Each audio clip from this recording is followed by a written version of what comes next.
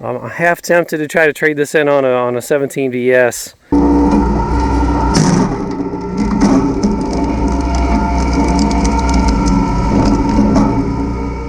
Hey everybody, my name is Matt. This is Firewood in the Field.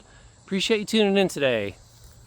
Having a great stretch of weather here. We're in mid to late July here in Missouri, and it's not unusual to get 100-degree temperatures. Today is an anomaly. It is about 81 degrees, low humidity. Usually this time of year we're looking at 95 to 105 with humidity about 80 or 90%, just brutal. Maybe not as hot as some places, but definitely warm. So gotta take advantage of this nice weather and get some time in the wood yard. Firewood sales have been a little slow, but it's normal for this time of year. And I've not been in the firewood game all that long, other than, personal use. But selling it wise, I've only got a couple summers worth of data. But this hot July-August stretch usually is where it slows down a little bit. Today, definitely going to get out and enjoy some of the weather. I've been cooped up inside too much, not getting enough exercise, and going to get to put a change to that today. Something else I'm going to do today that I haven't got to do for a while, besides just split, is run the 28 Pro X. Yeah, she's dusty. Haven't used her in a while. A lot of pollen and stuff in the air. I do keep it in a building under roof. It's kind of open on one end, so it gets a lot of wind that blows through there, but and she could use a good bath. But it's been a great machine. I'm I really like the vertical platform. So I'm half tempted to try to trade this in on a 17 VS. But I don't know. It's a big jump in money. And I could sell this or trade it in, but I don't know, we'll see how things go. Leave me a comment if if you've been following the channel and you see my operation and you think a 17 VS would be a better fit for me than this 28 Pro X. Let me know what you think. So I've got Power Split International that I've been doing a lot of splitting with lately. And today I'm going to try to do another timed video. So for those of you who might have been watching the channel here the last few months, I had a short series, you could almost say, where I was trying to time myself to see how long it took to make a tote of firewood.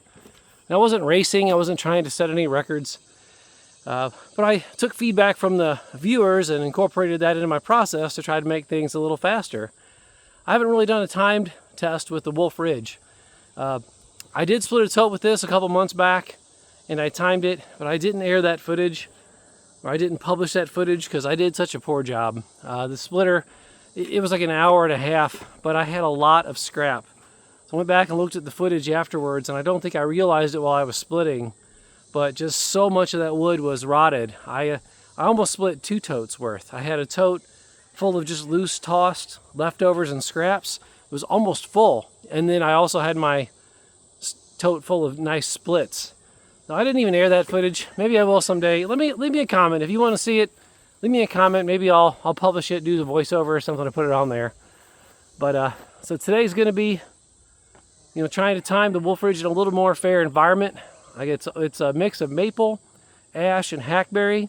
There might be 1 or 2 sticks of elm in there, but I think mostly it's maple and ash. So these big rounds on the splitter and on the ground are some maple that's already staged.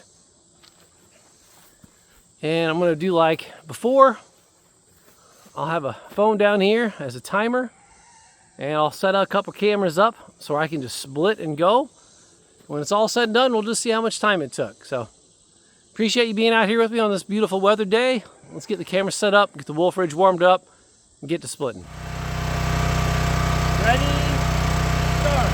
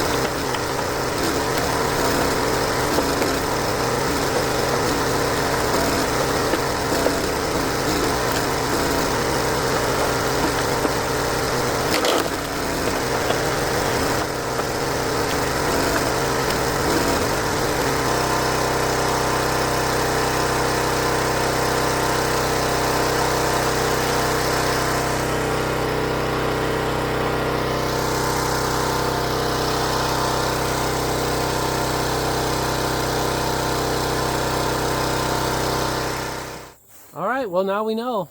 Well, now I know, or I think I know. I'm not sure. An hour and 3 minutes, it's about what I expected. Got that big round stuck on the 4-way, so let's call that an even hour.